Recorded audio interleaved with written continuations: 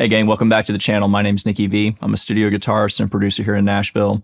So I produce records for different artists, and other producers call me to come in and play on other artists' records as well.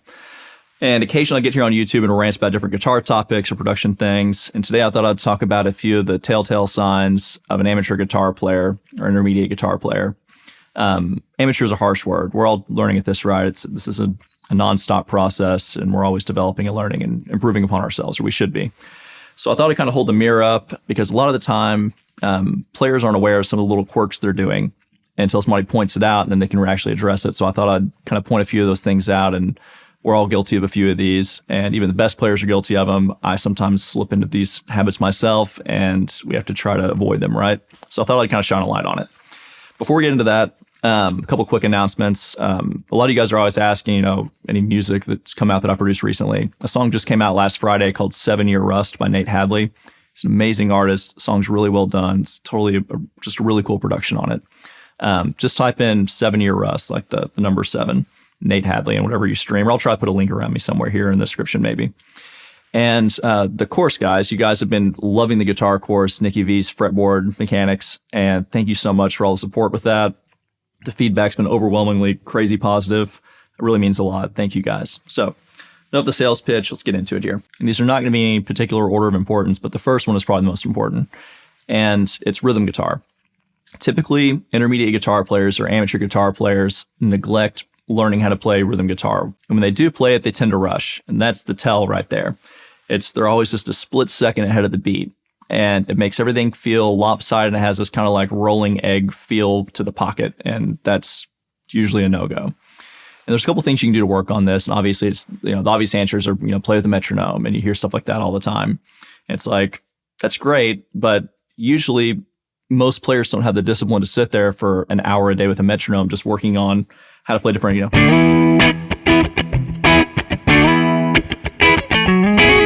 They won't sit there and just groove a pocket like that for an hour. It takes a crazy degree of discipline, and most people are doing this for fun, and that's not the funnest thing to do. So the advice I give a lot of people that are wanting to work on this is to pull up great rhythm sections, like jam with the Swampers, pull up anything out of Motown, any Marvin Gaye record, or if you're an LA cat, pull up the Wrecking Crew. And if you jam out with Hal Blaine for 30 minutes, you're probably going to be a better rhythm guitar player by the end of it. See if you can make your guitar part fit in the context of that mix like you're another member of the band. Or if you're doubling the guitar part from a great rhythm guitar player, see if you can make your part disappear into his part. They also talk about that when it comes to practicing with a metronome. It's learning how to make the click actually disappear, because your accuracy is so dead on that your initial attack is directly on top of the metronome as it hits. And it sounds like a simple thing to do, but a lot of players just don't do that for some reason. Like, pull up a great feeling record with an incredible rhythm section, like a Stevie Wonder record or something like that, or whatever you're into. And that's going to have some of the world's greatest studio musicians on it. And those guys can play accurate. This is what we do for a living. So jam with them and figure out how to fit yourself into the context of that mix.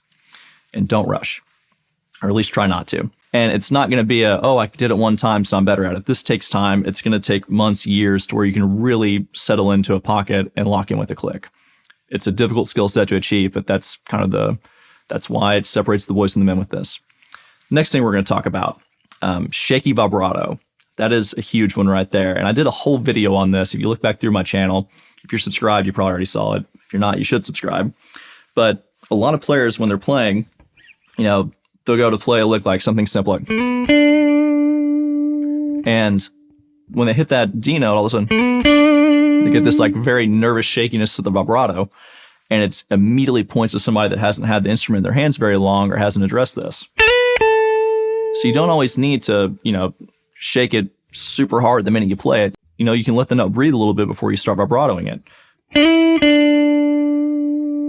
And when you do start vibrato, make sure it's controlled. That's the big one right there. It's having a degree of control over this like a fantastic singer would. And we can talk about this for a bunch, or you can just go watch the video I did on vibrato. I give a bunch of great examples of different players and pulling from different singers and cellists and things like that in that video. And number 3 is bending out of tune. There's a bunch of videos out there, and what they always say is you play the note, and you bend up to the note. And that's good and great, and that's true, but in the heat of battle when you're soloing, you don't always play a note and bend up to it. And so what has to happen is you have to develop the feel of what amount of tension is required to bend up to that note. And it changes depending on what part of the neck you're in, right?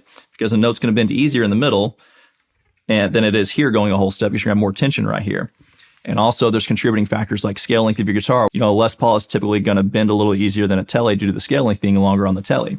And so you have to live with these instruments for a while. And I hate the answer as a teacher, somebody likes teaching guitar. I hate giving the answer, oh, it just takes time. But you need to sit there and live with this and figure out what it feels like to bend that B in a tune without playing the note first. And use your ear and start to develop that whole step feel. After you develop that whole step, which is most of our pentatonic scale stuff, that's why most guitar players have been in whole steps, learn how to bend in half steps. You know, if you're in D major, right there, learn how to bend that 3 up to the 4 and back down to the 3. So I'm bending this F sharp up to G. Develop that feel. It's a little trickier, right? It's because you're learning a new set of tensions across the neck, but it's doable. And, you know, take different notes and don't be afraid to bend down these lower strings too. You know, there's a lot of really expressive guitar down in these lower parts of the neck that people don't typically explore. And talking about, you know, exploring different parts of the neck, the guitar course I mentioned earlier, the whole point of that course is basically to be able to put your hand down anywhere on the guitar neck and play freely in any key. You guys typically have it out in the comment section, so each one of these topics could be its own separate video, and it probably will end up being that. So make sure you guys are subscribed to the channel so you can see this stuff when it comes out. But based on the comments section, I'll probably start with those. So if you guys are like, hey man, you know, dig into the bends more, talk about the vibrato or any of this other stuff I'm getting ready to talk about, put it down in the comments, and I might do a video on it later. I most likely will. And number 4 is an interesting one that I've never seen anybody talk about in any other YouTube video, and I've never seen other guitar players really point it out. But it's a super obvious one to me. When I see it, and I first noticed it whenever I was studying at the Musicians Institute in LA, and we had this class called Rhythm Section Workshop. And it basically forced players that, you know, didn't have a lot of stage experience up on stage to play in front of people, and they had to play for each other basically in class. And they'd play a phrase, and they do that little flip at the end of it, when they slide up the last note at the end of a phrase. And it's an anxiety thing. And you could always tell because I'd watch them play when, you know, we're sitting in a practice room or something, they wouldn't do it. And the minute they get on stage, they started doing that. And then I noticed it in some of my students that I would watch them play on different videos and they don't do it. And then they'd play in front of me and they start doing this little slide up thing. And so it's a very specific tell, but try to catch yourself doing that. It's purely comes from being nervous and not comfortable on your instrument or comfortable in your environment most of the time. And it's this little weird slide up thing they do. And it's like they can't stand the silence almost, right? But the magic is in the silence a lot of the time. At the end of a phrase, you got to let it breathe. And that brings us to our next topic, number 5, which is intermediate and amateur guitar players play too much. They do not know when to stop. So in a solo, they'll just ramble on. And they'll do this thing like that, and it's like, okay, it's just this slurry of notes thrown out there. But you know what absolutely slays that every time? Somebody that lets it breathe.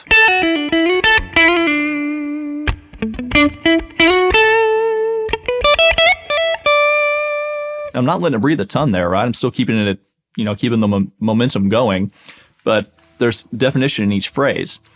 And that's what a singer does, because a singer eventually has to breathe or they die. And so try to emulate that in your guitar playing. If you want to win a crowd over or win a listener over, try to make your guitar playing at least be inspired by or possibly even emulate a vocalist. And people are going to relate to it, I can promise you that. If you do something lyrical on this instrument, it's going to resonate with the listener deeper than if you're just doing something that's cerebral and from your hand or a pattern or scale you've played and you just ramble on for 30 seconds of a solo. Instead of telling a story with it, giving them time to digest what the information you just gave them with a phrase, then they can soak it in, play some more, let them soak that in. And there's an artistry to, you know, when to put those spaces and when not to put those spaces. But that's just something I wanted to point out that I see popping up quite a bit as well. And I was guilty of this. Sometimes I'm still guilty of it because it's fun to play a bunch of stuff. But sometimes you just have to dial it back and play something that's melodic and singable.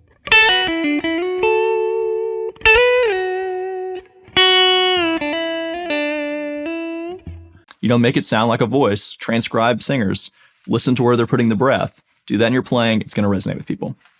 Okay, I think we're at number 6 now or something like that. tuning. And this is an imperfect instrument, right? It's impossible to get this thing perfectly in tune.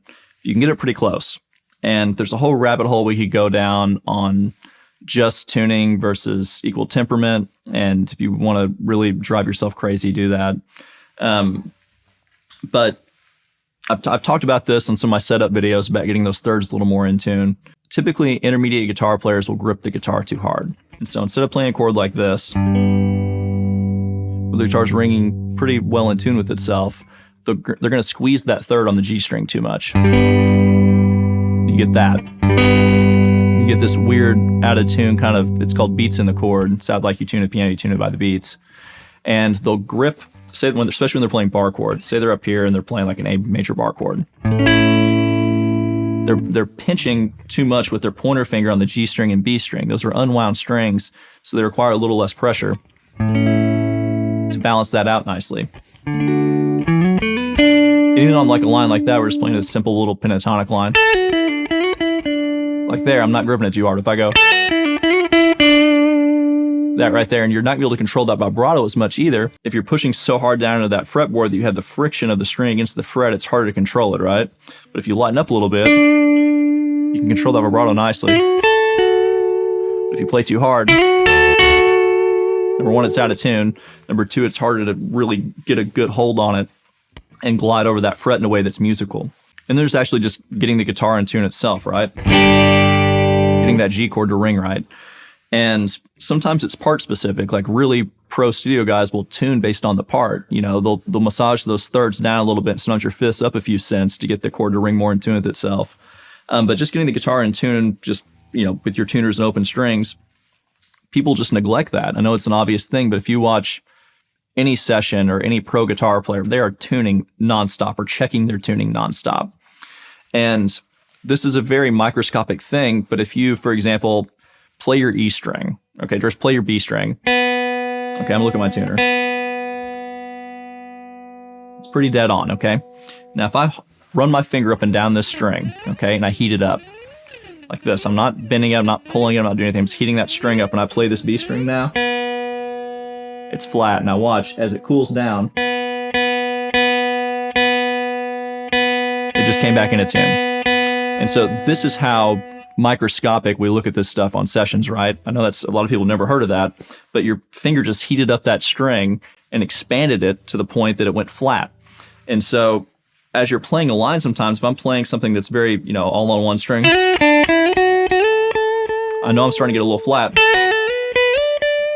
I might bend it a little bit just based off my instincts in my ear. I'm really listening to what I'm doing to compensate for some of that string heating up with my finger. I know that's a crazy out there thing, but this is, you know, the level of detail we're striving for if you want to become a pro guitar player and you're taking this seriously.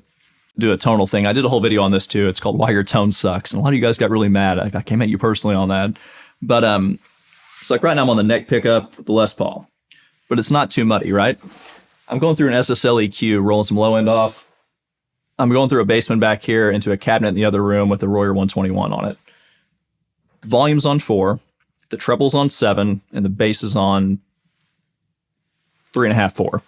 So everybody tends to run their guitar tone too muddy in the room, right? It sounds uninspiring if you don't. And so what happens is they add so much low end that has this nice, you know, thing to it that feels so good to play into your hand, and they got all this reverb soaked on it.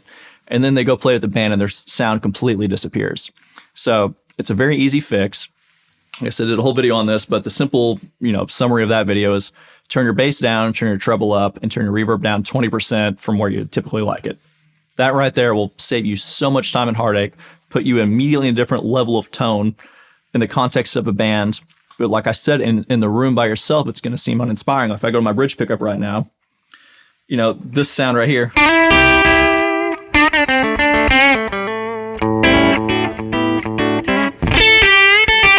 Like I said, it sounds uninspiring if you listen to it by itself, but if I'm listening through my studio monitors in the context of a mix, it sounds perfect. It sounds like a record.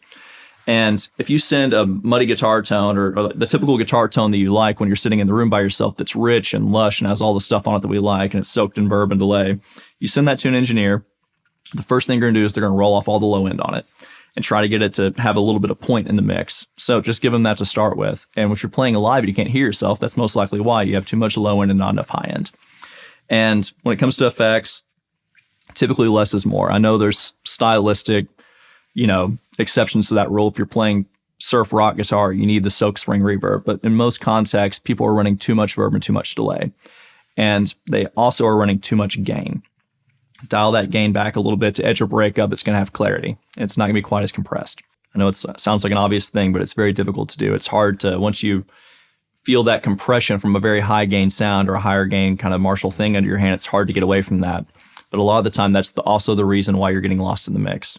Dial the gain back, dial the reverb back, get a good edge or breakup sound. If you need the sustain, kick on an overdrive pedal or something. It's a very broad stroke right there, right? But that should be a good starting point, at least for most people. So I guess, I don't know what that was, 7 tips or something like that. I hope you guys enjoy this stuff. If you do, please like and subscribe. Check out that guitar course, Nicky V's Fretboard Mechanics. And if you guys have any questions, let me know down in the comments. I'll do my best to clear everything up. I try to respond to everybody. And I really appreciate you guys taking the time to watch this. Thank y'all.